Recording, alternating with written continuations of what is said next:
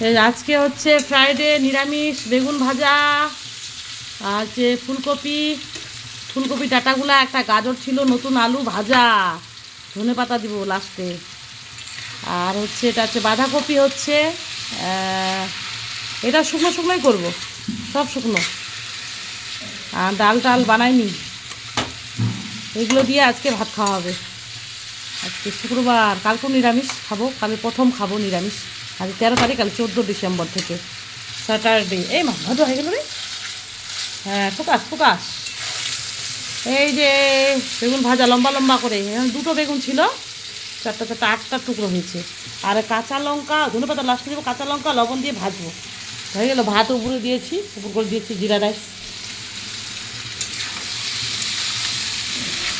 Yummy yummy yummy. কে কে খাবে আসো, আমরা তো খাচ্ছি। মেয়ে স্নান করবে, পূজা করবে। এখন এখন বাজে গেলো 11টা বাজে। বেটি কটা বাজে রে বাবা, কটা বাজে? 11:40 বাজে। তো আমরা খাই নেবো। আসলাম 1 ঘন্টা হয়ে গেলো আমার প্রায় রান্না করা।